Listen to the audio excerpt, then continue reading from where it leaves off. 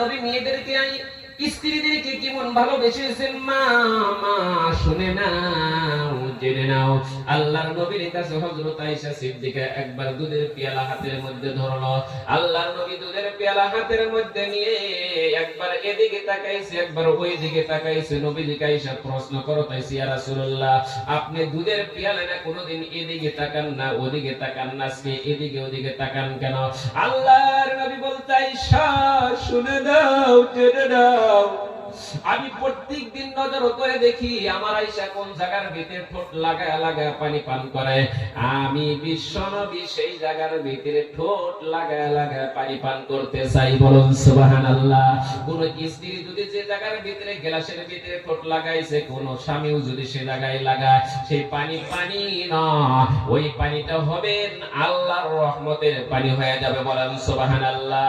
এইবার মুসলমান শুনুন, হযরত আয়েশা সিদ্দিকা ছাগলের মাংস খায়ে খায়ে দস্তরখানার মধ্যে যখন রেখে দিলেন, রেখে দেওয়ার সঙ্গে সঙ্গে মুসলমান আল্লাহর নবী পাগলের মতন চলে গেল। যায় দেখেন আয়েশা সিদ্দিকার যে হাড্ডিগুলা ছেড়ে দিয়েছে, হাড্ডিগুলা আমার বিশ্ব নবীর মুখের ভিতরে লাগাইয়া দিয়েছে। বলেন সুবহানাল্লাহ। আয়েশা বলে, হুজুর হুজুর, আমি যে হাড্ডিগুলো দস্তরখানার মধ্যে রেখে দিলাম, আপনি কেন সে হাড্ডিটা নিজের মুখের ভিতরে লাগাইয়া দিলেন? আমার নবী বলে দিয়েছে, কোন স্ত্রী যদি হাড্ডি খেয়ে খেয়ে যদি কোন জায়গায় রেখে দেয়, কোন স্বামী যদি হাড্ডিটা মুখের ভিতরে লাগাইতে পারে, সে হাড্ডি হাড্ডি নয়, ওই হাড্ডিটা হবে আল্লাহর জান্নাতি হাড্ডি হয়ে যাবে। বলেন সুবহানাল্লাহ। আপনাদের অঞ্চলে আছে না নাই জানি না, আমাদের ধুবড়ী ডিস্ট্রিক্টের ভিতরে আছে গো। হুজুরের কথা শুই না, সকালবেলা স্বামী বাস করছে কি ভাত আদা খাইছে আর আদা স্ত্রীর দিকে থিয়ে দিছে, এরকম আছে না নাই? হাদিসের মধ্যে আছে, যদি এক থালির ভিতরে স্বামী স্ত্রী খানা খাইতে পারে, দুইজনে যদি ভাগ করে খাইতে পারে, সে ভাতটা কিয়ামতের দিন সাক্ষীদার হয়ে যাবে। দুইজনে দেখবেন মনে মনে চিন্তা করতেছে, স্বামী আদা ভাত খাইছে, স্ত্রীর নিগে আদা থিয়ে দিছে। স্ত্রী এখন মনে মনে চিন্তা করতেছে, হায় রে হা, স্বামীর আইটা খাইলেই তো সোয়াব সব, কিন্তু আমি বেহায়া স্বামীর আইটা তো আমি খাওয়াবো না। আমার স্বামীর আইটা খাইতে আমার ঘৃণা করে। কিছুগুলো বেহায়া মেয়ে আছে না নাই, স্ত্রী আছে না নাই, আপনাদের অঞ্চল আছে কি? স্বামীর হাতের আইটা খাইতে ঘৃণা করে, ঘৃণা করে না নাই? এইবার স্বামী আদর করে থিয়া গেছে, স্ত্রী কইতেছে, র তুই তো আমার নিয়ে থিয়া গেলেন, কিন্তু আমি কিন্তু খাবো না।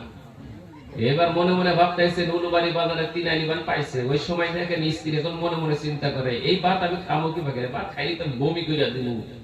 এইবার দেখেন আসলের তলে নিয়া সুন্দর করে খিড়কি গুছিয়ে ডাইলা দেওয়ার সঙ্গে সঙ্গে বড় বড় কুত্তা এসে আমার বাবা হাবলা হাবলা ভাত খাচ্ছে। ধরবো না নাই বাবাজি?